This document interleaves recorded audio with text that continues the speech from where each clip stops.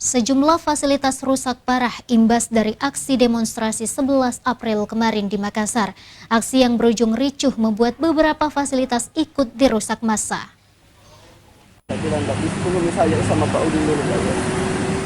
Pasca aksi unjuk rasa serentak 11 April kemarin, sejumlah fasilitas rusak parah di amuk demonstran, seperti yang terlihat di pos parkir Masjid Agung 45 di Jalan Urip Sumoharjo, Kota Makassar.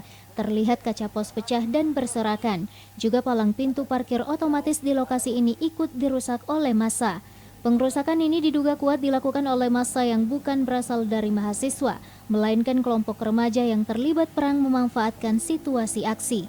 Hingga saat ini belum bisa dilaporkan berapa jumlah fasilitas yang rusak akibat aksi besar-besaran 11 April di Makassar.